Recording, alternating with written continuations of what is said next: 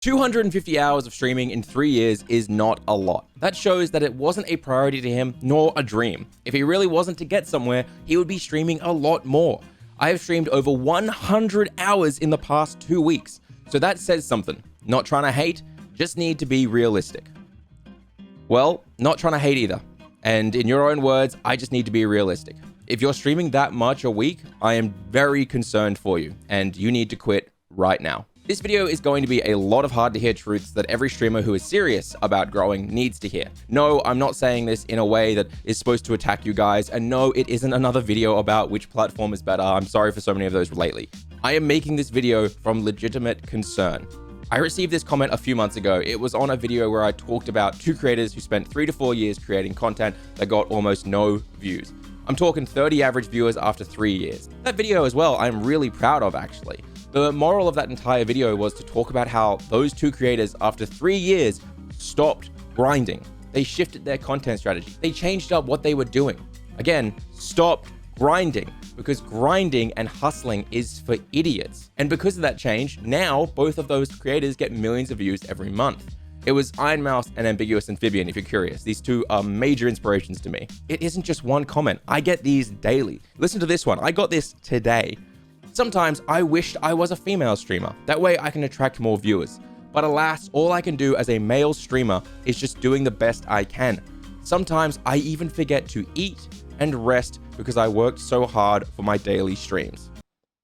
This guy is saying he wishes he was a female streamer and bragging about not eating or sleeping because he streams daily non-stop. And when I told him to not do that and instead work on other platforms or better discovery methods, he told me, a creator who has had 200 and 300 average viewers before, that consistency is key to growth, which is why he streams every day for 8 hours and it is required of him. It's the hustle sigma #grind to affiliate. More hours streaming means more likely to succeed. Go live daily, 8 hours a day. It's our dream. We can all make it. More RGB lights behind you. That's actually a bit ironic. More cameras. It's not about the content you make. It's about the passion, the drive to be live. We can all make it if we #support small streamers. Let me be clear right now. Hours spent live does not equal or make you more likely to be successful. Maybe early on during the lockdown 2-3 years ago, it was a factor. But now, the most successful streamers in the next generation who are going to blow up and be the face of content creation, they're going to be creators who stopped streaming.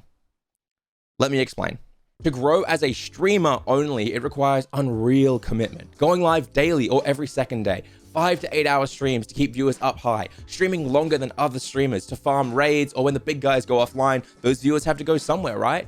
Always being online, doing collabs and networking with larger creators than yourselves, networking by being in other streamers' chats and constantly being like, hey dude, why don't we collab? Please collab with me. You need to be playing the trendiest, latest game and be at the top of a category for those games. Or you need to be doing some wild challenge or event to get viewers in and go viral on Twitter or Dexerto. Except none of that guarantees you'll grow anymore. In fact, it barely guaranteed it 2 years ago. And outside of those things, really the strategy of growing in this new post-lockdown age from solely streaming shouldn't be a thing. Early or middle lockdown, sure, it was possible, and I talked about how you could do it on this channel. And that's because plenty of us did do it during that time period, because people were trapped inside. You had a captive audience. As weird as that sounds, it was literally a captive audience. But now it isn't an appropriate strategy because of the insane number of hours you'd be required to put into streaming. And again, those hours don't guarantee any kind of return on investment. Because here is the thing, and I'm saying this because I'm so worried about streamers who are putting all this time and energy in, and I want you to really listen to the words I say here. I need you to live by these words, and even if you hate me, hate my advice, or don't want to hear the hard truth of it, just please take this seriously, because I can't read comments about you guys not eating, not sleeping, and wishing you were a different gender anymore. Streaming is easy. Anyone can go live. Literally, you can click go live and you'll be live on Twitch tomorrow. But growing as a streamer is brutally hard. However, making content like YouTube videos, shorts, TikToks, or Reels, now that is difficult. But growing as a YouTuber, TikToker, or doing Reels is actually easier. If that confuses you, don't worry, I'll go into it more in detail soon. But first, I want to point out the major mistake new creators are making that is far worse than anything else. When you stream insane hours, you don't have time to do things that will actually help you grow, let alone work on your content whatsoever. You see, I've always thought that when you're trying to grow as a content creator, it's not about getting views, it's not about getting subs or making money. When you're just starting out, it's all about farming impressions. In digital marketing, we have a term that's called touches, and that term, much like physical contact in real life, has always made me feel pretty uncomfortable. But essentially, a touch is when someone sees your product. It could be as an ad, or they could be exposed to it organically in other content, like how you guys see my Shure SM7B in every single video. That's almost like a touch. If you want someone to buy your product, it takes upwards of 8 touches before they'll even consider it, and they need the intent to even buy or click that product first. All of this is the same for content creation. Every time someone sees you, your brand, or your content, it is a touch, an opportunity to convert that person from someone who doesn't watch you to a fan, a die-hard viewer who will always come back and click your content. If you're going live constantly, as I mentioned earlier, like those 2 commenters were, you are really limiting the number of touches or impressions you are able to farm. The discovery, clicks, and chance to be exposed to new viewers on Twitch or streaming by itself in general is too low. You can only be seen while live, and even then, you're likely not appearing in front of many people. When you're small, it's barely double digits that'll see your stream each stream. This is why I tell creators to stream less or even stop streaming entirely until you've managed to build enough impressions on your brand.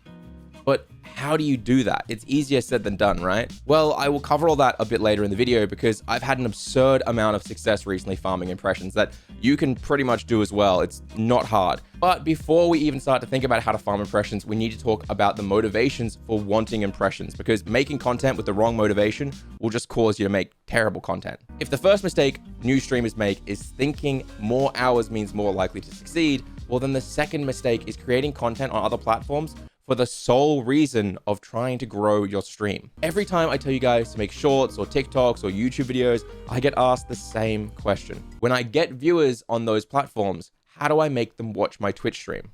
And my answer? You don't. At least not right now. Because if your motivation for creating content on other platforms is purely to grow your stream, then you likely aren't going to be making good content. Or at least you won't be making good enough content to actually get anywhere in the first place. You see, every platform is special. It's unique. TikTok is very different to Shorts, and Shorts are very different to Instagram Reels. People who watch YouTube want different things from people who watch Twitch. You wouldn't go on TikTok and make a 10-minute long video. It isn't what the platform or the viewers want. You wouldn't go live on Twitch and just start running reruns nonstop. People are on Twitch for interaction. So you need to respect the platform, respect the format, and most importantly, respect its viewers. Work to make good quality content those viewers on that platform will enjoy. That should be the goal. You should want to A, create quality content, and B, give value to the users of the platform, and then C, grow an audience on that platform for the sake of growing it on that platform. It shouldn't be get views, make money, get them over to my Twitch stream and watching me over there. Because again, if your motivations aren't to make content that you enjoy making, enjoy expressing your own unique voice, that's right, not pretending to be someone else to try get views, you have to actually enjoy releasing content that others will enjoy watching. Well, if you don't want to do that, you're likely never going to grow because you're expecting a return on something while offering nothing to the viewers. Why would someone watch your entire video on YouTube if it was just a half-assed ad for your Twitch stream? The answer is they just won't. It has to provide them value first, and you have to keep providing value before they'll even consider giving you something in return. I don't even promote my streams on this channel anymore because I find that it just takes away from the value I'm providing you guys. And that is another hard truth that most streamers don't want to hear. You guys are expecting more from your viewers than you are actually giving them in value. And that kind of makes you a selfish creator. And selfish creators are never going to grow because it's so easy to see that they're doing this for views and not because they enjoy creating. Take it from me, every time I make a video these days that I'm not interested in, if I'm doing it just because I think it'll do well on the channel, it fails because I am not being myself. But what do I mean when I say the words farming impressions? Well, in simple terms, I mean keep putting your content and brand in front of your key demographic, your target audience, the people who are most likely to enjoy your content. Let me give you an example with my side channel, which please don't go look up. I'll show you screenshots of it, but if you go look it up and watch a video for 5 seconds, you're just gonna hurt my channel. My side channel does Nintendo, Pokemon, and indie games, because people who enjoy Pokemon likely also enjoy other Nintendo games like Mario. But they'll also probably enjoy games like Hollow Knight, for example, as well. That is a large group of people who enjoy and overlap between certain topics that I want to make content around. So now I need to position myself in front of them as much as I can. What I've done to do that is pick 2 platforms or formats, and each platform has a different goal. My first platform is short format content, such as TikToks, Instagrams, or in my case, I have decided to use YouTube Shorts. I've been posting shorts both converted from clips and moments from videos, but I've also been creating original shorts on Pokemon and Breath of the Wild.